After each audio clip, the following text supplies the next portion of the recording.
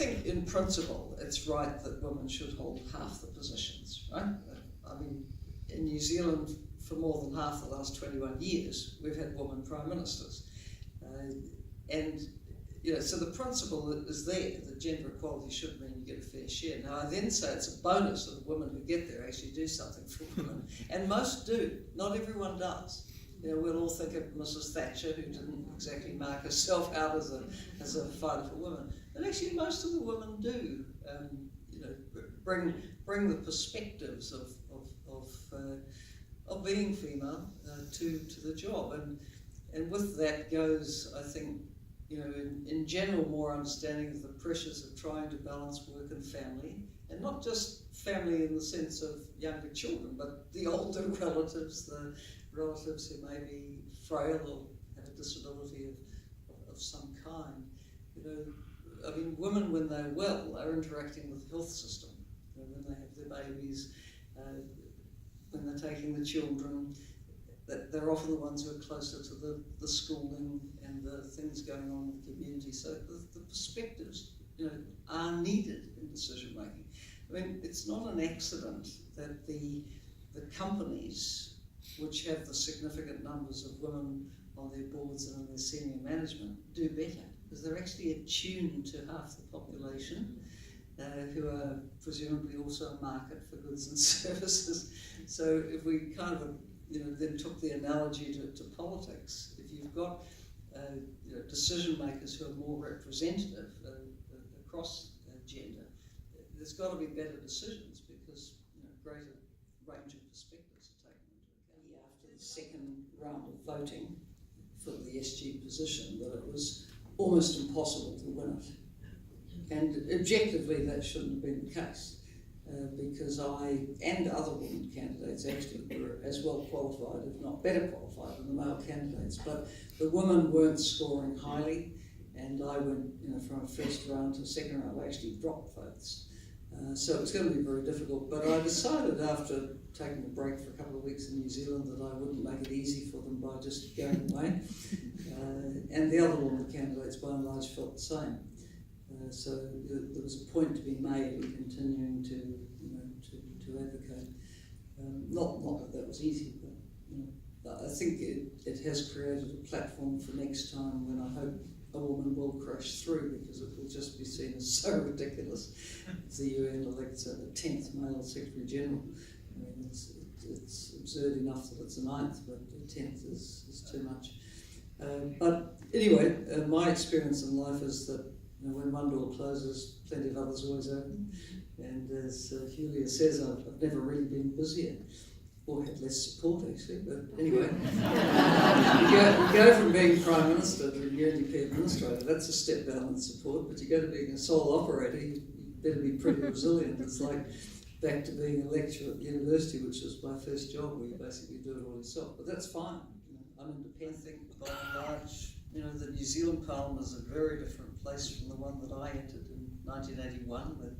The women MPs numbered about 9% of the Parliament, and that was twice the number of the time before. We were 8, there were 4 before, and there'd never been more than 4 women MPs at one time. But, you know, the more women who come in, the more it kind of changes the way the place operates. Now, of course there are pressures, and of course there's sexism, silly things said to this day, and social media is a new factor of unpleasantness and bullying and so on. But no one should put up with it. You know, you've got mute buttons, you've got block buttons, you've got report buttons. Use all of them. You know? Never allow yourself to be harassed or bullied by these mean-spirited and really quite pathetic people.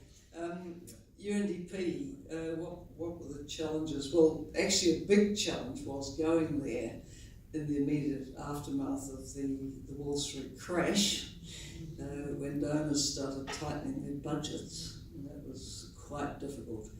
And the core funding for the agencies in the multilateral system has really fallen right away.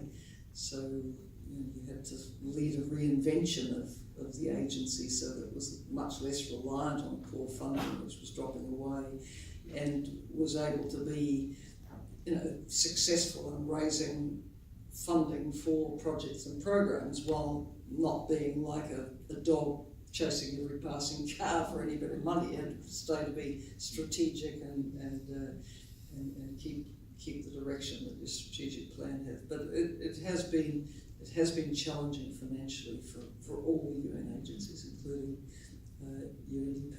It's got even bigger challenges now, by the way, because of changes that are being pushed through the General Assembly. But that's another and longer story. But by and large, I think when I left the agency, it was well regarded. It had been judged for the past 2 years to be the most transparent aid agency in the world, more transparent than the World Bank or Canadian Development or whoever, which was an achievement to turn it around from being a sort of old-fashioned, inward-looking UN bureaucratic organisation to one that was outward-facing and put all its information out there. When I suggested that we should basically have an open government approach, because we were getting complaints, right, from very significant funders like the European Union and the Global Fund to fight TB, AIDS and malaria, that they couldn't see audits and so on. I said, we really should just put it all out there. And staff were quite resistant to this. They said, oh, the board will never permit it. And I said, well, they'd never been asked. And actually the board went along with it, and we made transparency a virtue, which was good. Failures, I mean, I don't always reluctant to name failures because there's plenty of critics around who are happy to name them for you. But just, I mean, with these organisations, you just have to keep pushing for them to be more nimble, more flexible, trying to take process out of things, unnecessary box-ticking process that almost is invented to trip people up. That was probably the biggest frustration.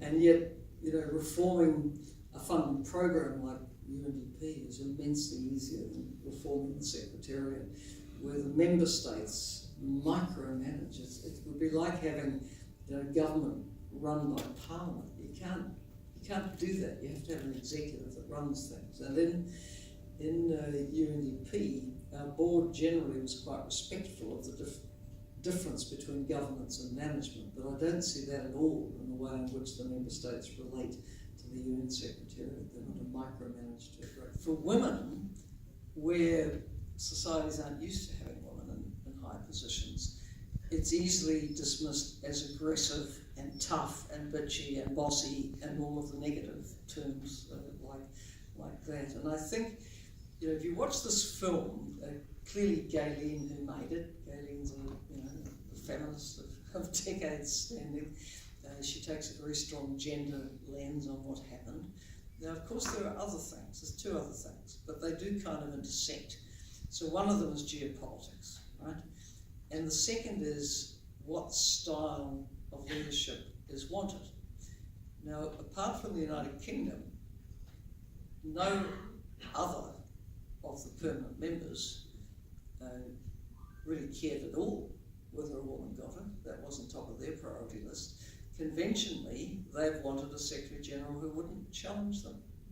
And the Secretary-Generals who have challenged them have either not been re-elected, like Beatrice Garley, who Madeleine Albright vetoed on behalf of the US, or like Kofi Annan. They have stood up in their second term when the issue of Iraq arose in Kofi's time, and then their grieved great powers made his life absolute misery. Right? So generally they're not looking for someone who will cause them any trouble at all. And then if you apply a gender lens to that, women who are strong might just not be controllable. It's not what they're looking for, right? So that's one of the many things that needs to change, because frankly the United Nations does need some leadership, and the extent to which it's invisible and its voice can't be heard on a lot of the major issues of our time right now is a concern. Helen, as you were saying that, it struck me, none of the other permanent members, except the UK, has ever had a leader who's a woman. That's a problem. Yeah, I mean, they're not used to that kind of under one French presidency, there was for a brief time, a woman appointed as PM, Edith Cresson, but very, very, very brief. But none of the others has had an elected woman leader. And I mean, heavens, the last US election, Hillary was superbly qualified, couldn't win. You look at the, who surrounds President Putin and President Xi. Do you see any women in the lineup? I don't. And then the French system,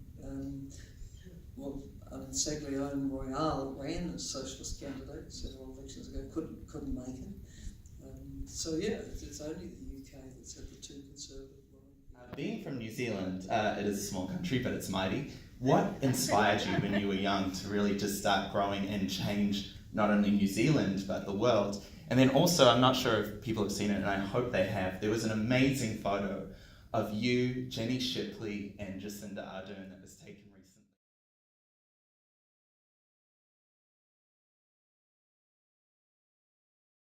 recently. Three such powerful women who just showed so much love and just really shaped my childhood and what it is like now in New Zealand. Strong role models, and I was just wondering what that experience was like, being in that room, getting ready to take that photo, do that interview with those two other incredible women. And I often reflect on the fact that probably the luckiest thing in my life was I had no brothers. I don't mean to be unkind, but when you grew up on a farm in the 1950s in New Zealand, if you'd had brothers, life would have been very different. Because on farms, boys did some things and girls did others. Well, my dad didn't have any boys. The girls did everything. And it never occurred to me that there was any kind of gender segregation in what was done. And then I went to an all-girls grammar school, and staff were all women. Then I went to the university in Auckland, and There were guys. Yes, there were. Half the student body was male, but I'll tell you what I did notice, there were hardly any women on the staff. And actually our university sector in New Zealand is still woeful in not having sufficient women's leadership at the top of the universities. I can't think of more than a couple of women who've held the position of Vice-Chancellor across our university system. I think I grew up in a little bit of a bubble where I just expected that girls would do anything. But I think the same is true of the other two as well, that they grew up with parents who were very, very affirmative and didn't have sons who were a distraction from the girls' aspirations, as it were. Secondly, on the gender balance at the top of development organisations, if I understood the question correctly. I'm proud to say that at UNDP we had a senior management structure of 11 as the administrator and the deputy, and then 9 assistant secretary general level managers. And in my time there were either 6 women and 5 men, or 6 men and 5 women. We couldn't get it exactly right because the numbers were even, but we did pretty well and achieved the gender balance targets that we'd set for the organisation. So it can be done. It's leadership. And when I did appointments, it was often good to do 2 senior ones together, or 3, because then you could actually do a bit of balancing like that. And the women are always there. You might have to look for them and reach out and persuade them to come forward, because another thing about women is they can be 120% qualified and still say they're not ready. And guys who are 60% ready say they're really ready. So it's another thing I think that we have to overcome in life. Thank you for the comment from Uzbekistan. I love my 2 visits to Uzbekistan. Amazing place, by the way, to go to the old Silk Road towns like Hiva and Buhara and Samarkand. But unusual place in many respects, but lovely staff and good programs.